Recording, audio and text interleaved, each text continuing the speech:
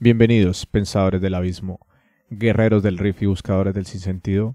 Este es el segundo episodio de Filosofía, Historia y Metal, el podcast donde las ideas más profundas chocan con las guitarras más pesadas. Yo soy Jorge Arias, historiador, aficionado a la filosofía y amante al buen metal. Comenzamos.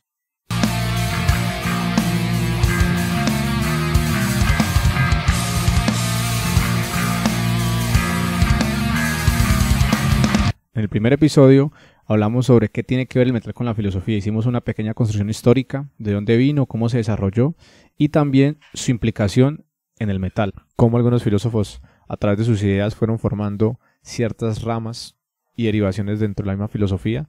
Mencionamos a Nietzsche, a Kierkegaard, a Camus y la influencia que ellos tuvieron o su filosofía tuvo en algunas canciones como lo fue Paranoid de Black Sabbath. También hablamos sobre Escudo y Espada de Kraken, que para mí es una de las canciones más existencialistas que hay. Ahora, después de este pequeño repaso de lo que fue el capítulo pasado, les tengo una pregunta. Querida audiencia, ¿puede el metal ser una forma de pensar el mundo? ¿Qué me dicen ustedes? ¿Será que sí? ¿Será que no? Pues su humilde servidor dice que sí. Para mí, el metal no solamente es una expresión de rabia o frustración, también nos invita a reflexionar muchas cosas. ¿Sobre qué? La muerte, la soledad, la injusticia, el destino. Todo eso que nos compone como seres humanos. Lejos de ser como una expresión del nihilismo barato o esa búsqueda del sentido que ya lo estamos hablando, va mucho más allá. Va mucho más allá. Incluso, hablando de nihilismo y de Nietzsche, recuerdo mucho una frase que decía él que sin música la vida sería un error. Esta afirmación para mí es muy importante. ¿Por qué? La música históricamente nos ha servido como un instrumento de poder hacernos notar, de ser esas voces que nadie escucha. Y justamente con el metal tenemos esto. En el metal podemos generar discursos con un significado bastante importante. Para eso me puedo echar literalmente la discografía entera de cualquier banda. Megadeth, que Megadeth hace mucha apología a la guerra, a la paz. Uno de mis álbumes favoritos de Megadeth es el Peace Sells. Y no más el nombre del álbum, Peace Sells, Boys Buy, en La Paz está en venta, pero ¿quién la compra? Y la canción como tal, que es la canción homónima de ese álbum, Peace Sells, hace mucha influencia alrededor de cómo las naciones, cómo las potencias políticas y económicas juegan con la paz y cómo esta paz es controlada por este tipo de personas que realmente se mueven en un mundo muy diferente al de la gente de a pie.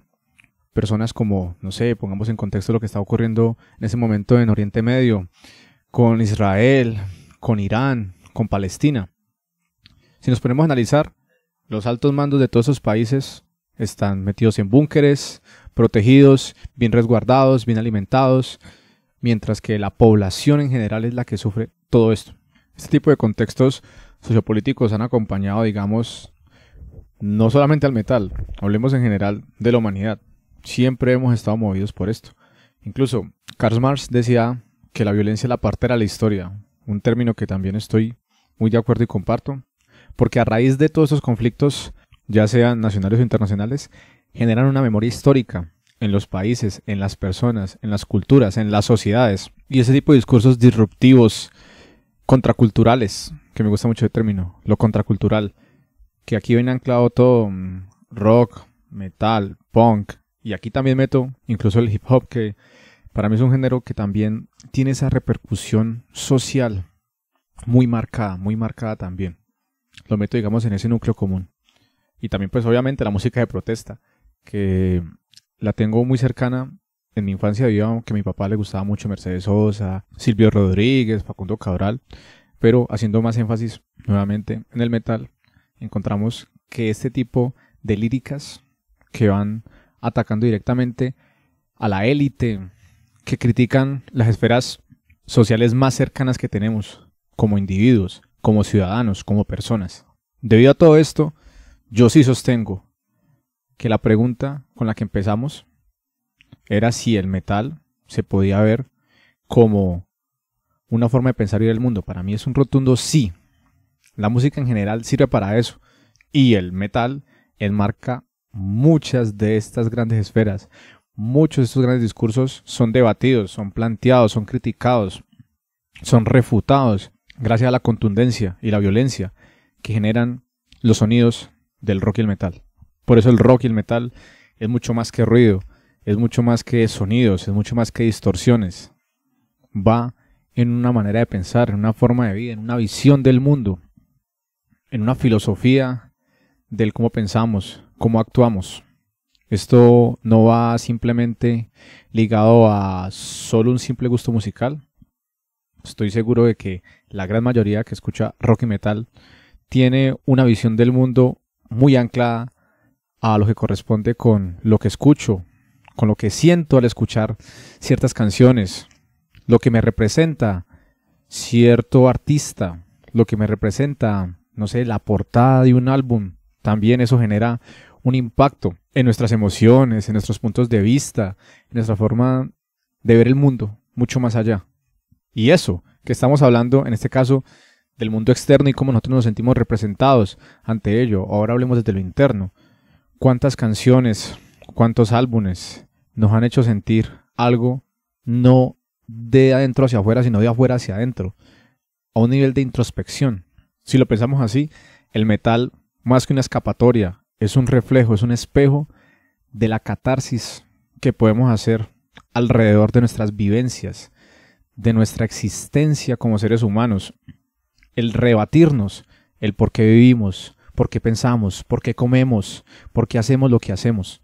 Muchas, demasiadas canciones del rock y el metal hablan sobre eso. Me puedo quedar aquí horas y horas y horas y horas mencionando este tipo de cosas, como pasó con Kraken. Pero también podemos hablar en este caso de... Hay una banda de metal brasilero que me encanta, me fascina, llamada Angra. Y hay una canción muy puntual que me gusta. Toda la discografía de Angra me gusta, pero hay una canción muy puntual que se llama Carry On, donde el vocalista de aquel entonces, André Matos, que creo que murió hace como 2 o 3 años, planteó una visión alrededor de cómo es recorrer la vida, qué disyuntivas tiene, qué problemáticas tiene, y a pesar de todo eso vale la pena vivirla. Incluso una visión muy camusiana, ahora que lo pienso, es una visión bastante camusiana, demasiado cercana a Camus y su idea del absurdismo, de que la vida no tiene ningún sentido. Entonces, ¿qué voy a hacer, muchachos? Voy a recitar una pequeña frase de la canción. Este mundo incide en el ser mismo, basado en nuestros errores. Las flores se desvanecen a lo largo del camino. No te vendas los ojos, entonces la soledad se convertirá en la ley de una vida sin sentido. Sigue tus pasos y encontrarás las formas desconocidas, están en tu mente. No necesitas nada más que tu orgullo para poder llegar allí. Vamos. Ahora tienes que afrontar otro día. No estarás solo. Esta vida nos obliga a quedarnos. ¿Pero cuánto tiempo? Este tiempo puede ser, ya no estoy citando la canción, hasta ahí fue la cita de la canción. Este tiempo puede variar dependiendo de muchas cosas. Pueden ser segundos, minutos, porque nuestra vida es frágil. Nuestra vida es supremamente frágil y a veces no somos conscientes como seres humanos lo fácil que se puede ir la existencia en un solo parpadeo. Y somos tan egoístas o tan egocéntricos más que egoístas, egocéntricos de querer posponer las cosas. No, esto lo hago mañana, esto lo hago después. Y a veces no hay después. A veces solamente tenemos el ahora. Y este ahora es el único instante que nos pertenece. Así que si ustedes no están disfrutando de su ahora, háganlo. No tienen más tiempo. Ahora vamos a abordar el tema sobre la Edad Media y el Black Metal. Sobre todo en el Black Metal hay mucha tela por cortar en relación con esto. Partamos de algo. Primero, ¿qué es la Edad Media? Ustedes dirán, pues la época donde la iglesia reinó aproximadamente del siglo III, IV hasta el siglo XV, más o menos. Pues si nos vamos a los libros de historia, bueno, no, más bien los libros de historia. Las enseñanzas de historia de Colombia, creo que de muchos países, fomentan que se dio en esas fechas, ¿no? Que fue supuestamente también desde la caída del Imperio Romano de Occidente, desde ahí parte. Y finaliza con el descubrimiento de América. Muchachos, eso es algo que se ha rebatido durante muchísimos años en las academias de historia. Mucha gente, muchos historiadores plantean que realmente la Edad Media terminó ya finalizando el siglo XIX. ¿Por qué? Muchos de los cientistas sociales que sostienen esta idea dicen de que en la Edad Media se sostuvo, digamos, un sistema económico y político que, si lo abordamos en la época colonial, en los países como nosotros que fuimos colonias de españoles, en otros que fueron de ingleses, de franceses, de portugueses, etc., ese sistema político, social y cultural venía de la Edad Media, o sea, es un rezago, o sea que no hubo un cambio, digamos, muy abrupto alrededor de ello. Por eso se habla de que ya un cambio tangible, sustancial y fuerte se dio a partir del siglo XVII, XVIII, XIX, cuando entró la época de la industrialización, cuando también hubo este movimiento de la clase obrera, donde la gente ya se dejó de estar en el campo, porque antes siempre la gente trabajaba el campo y trabajaba la tierra. Se empezó a trabajar en las grandes ciudades, en las fábricas, y eso generó un cambio y unos tópicos sociales muy importantes, que incluso esas repercusiones sociales y culturales siguen en nuestros días. Ya ahora las ciudades se mueven y se monopolizan a raíz de que de las grandes industrias, del gran comercio. Ya no se ve, digamos, a grandes rasgos la parte de la agricultura.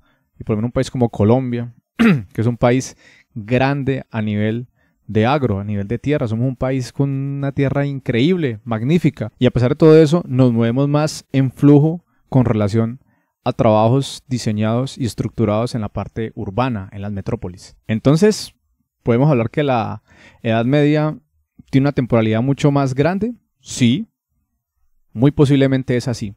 Pero bueno, haciendo esta definición somera, de manera muy corta, porque hay mucha tela por cortar de la Edad Media, podemos hablar de que funcionaba a través del tripartito, que eran 3 escalas sociales. Eran las personas que trabajaban, los que rezaban y los que peleaban. Entonces era la clase pobre, los trabajadores, recolectores, agricultores, sastres.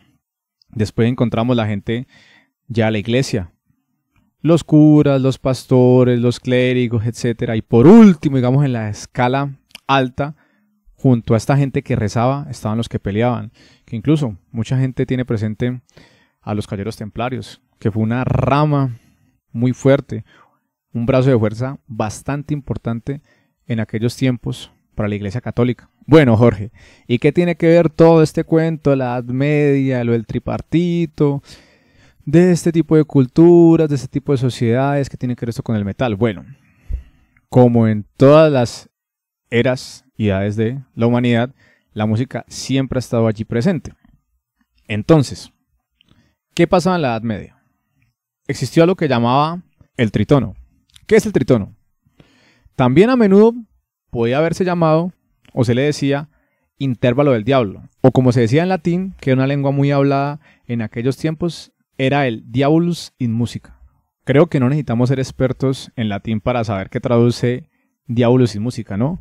El diablo en la música. ¿Por qué tenía este nombre en particular? La razón que da este nombre es que la melodía que genera tocar ciertos acordes da una frecuencia disonante y lleno de tensión. Debido a esto, tienen sonidos bastante estridentes con unas frecuencias muy bajas que van desde esto. Sería intervalos entre el do y el fa sostenido, y también puede ir entre el fa y el si. Justamente, para las personas que son músicos, que saben de teoría musical, que saben leer pentagramas, que saben de tonalidades, lo entenderán un poquito más fácil. Pero entonces, tomemos una canción de ejemplo, por lo menos de Black Sabbath, la canción Black Sabbath. El riff principal tiene una guitarra eléctrica, ¿cierto? Tiene una tónica, ¿cierto? También tiene un trítono.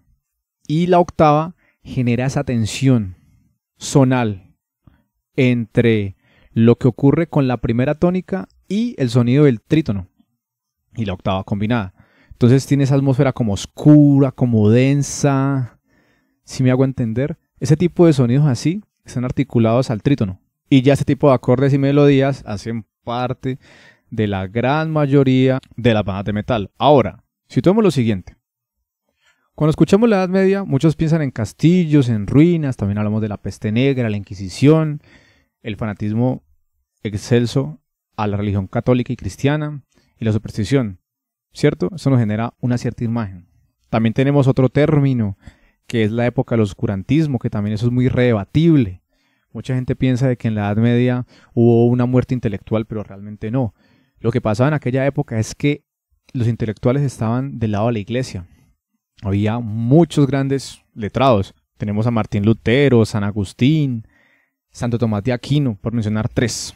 Aunque yo sé que hay casos como el de Galileo Galilei, que fue silenciado por la iglesia, por acabar con esa idea de que el mundo giraba alrededor de Dios o que Dios lo era todo. Pero, como les digo, no podemos totalizar ni generalizar todo lo que ocurrió, digamos, en la Edad Media. Hubo cosas bastante importantes. También muchas universidades, de las universidades más antiguas de la historia de la humanidad, nacieron justamente en la Edad Media. ¿Y quién financiaba esas universidades? La iglesia. ¿Quiénes estudiaban ahí? Pues los clérigos, los curas, los sacerdotes. Pues digo, yo sé que en ese momento la gran mayoría del conocimiento occidental, no, que estamos hablando es de Occidente, en Oriente era otra vaina, pero en Occidente este tipo de pensadores, de filosofías y de corrientes ayudaron de manera positiva a cambiar o formar el mundo occidental. No solamente es Inquisición, guerras religiosas, hambre, el demonio, la peste negra, no, va mucho más allá. Incluso con la Inquisición hay otro matiz grande dentro de la historia. Obviamente la Inquisición existió, sí pasó, hay documentos históricos, hay testimonios de todos los castigos que la Iglesia Católica cometió.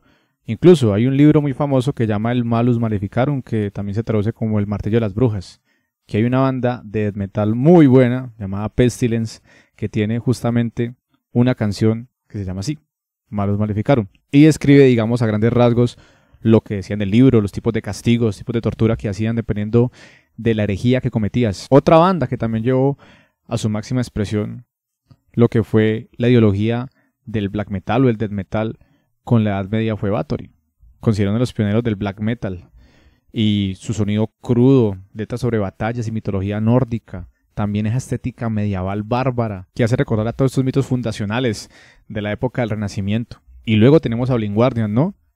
Que ellos no solamente cantan sobre la Edad Media, sino que suenan como trovadores metaleros.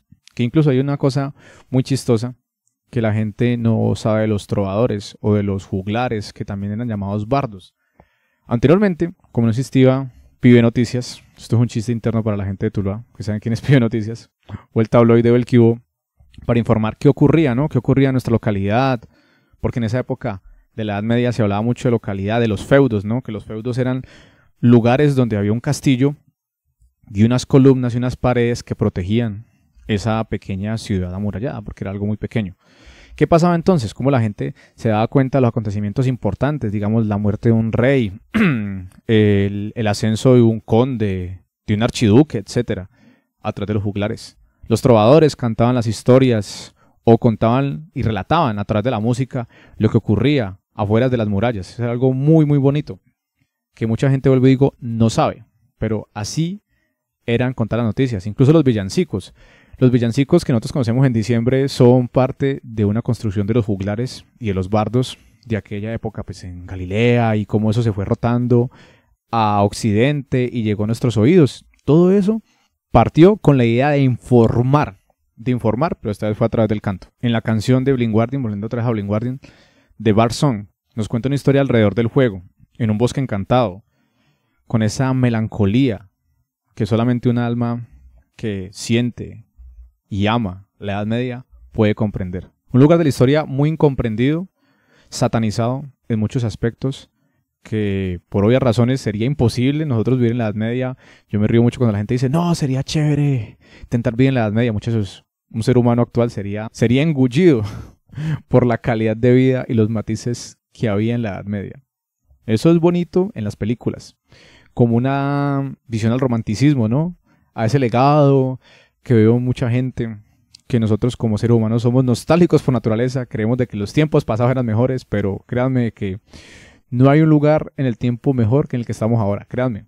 Ya quisiera ver a toda esta generación adicta al TikTok, a las redes sociales, a la recompensa rápida, a tener que vivir en una sociedad en la cual tenías que levantarte desde las 3 de la mañana. Tenían dos tipos de sueño, que también es muy curioso, tenían dos tipos de sueño. Se acostaban pues muy temprano, porque se acostaban justamente cuando el sol se ocultaba, tipo 7 de la noche, en algunos lugares era incluso más temprano, y se levantaban nuevamente como a las 2 o 3 de la mañana a hacer ciertas vidas nocturnas y después volverse a acostar para levantarse antes de que salga el sol.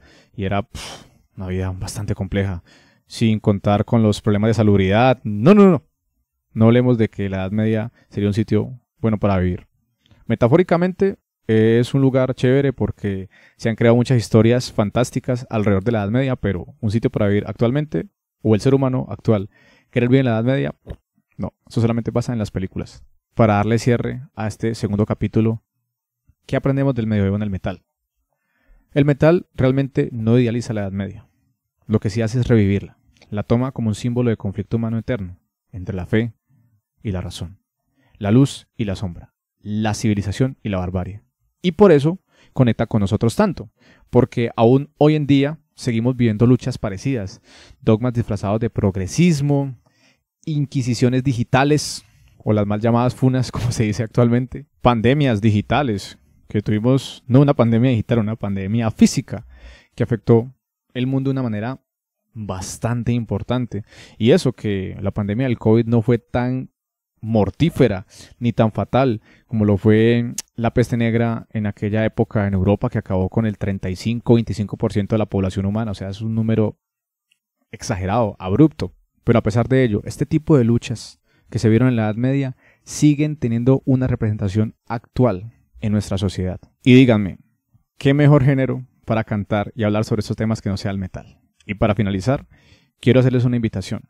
Quiero que me escriban qué canción los teletransporta a la Edad Media, qué banda te hace sentir en una catedral en ruinas o en un campo de batalla medieval lleno de caballeros, escudos. Los estaré leyendo. Ya saben que pueden buscarme en redes sociales, en Facebook como Jorge Arias, en Instagram también como Jorge Arias, y en Twitter me pueden buscar como @elcuriosoJazz. Los estaré buscando ahí. Mientras voy a leer las respuestas de la pregunta pasada, que era ¿qué banda o qué canción te hizo pensar por primera vez en el sentido de tu propia vida?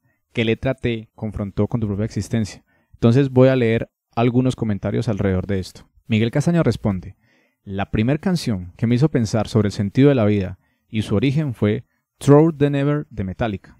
También tenemos la respuesta de John Jairo Parra. Dice: la primera canción que me hizo sentir así fue esta, Tierra de Nadie de Barón Rojo. Y por último tenemos a alguien llamado Pollo Sin Cabeza, que comenta: Return to Serenity. Esa canción marcó mucho. Realmente sí. Grande Testament. Siempre presente. Nos vemos en el siguiente episodio, muchachos. Recuerden que yo soy Jorge Arias y esto es Filosofía, Historia y Metal. Chao, chao.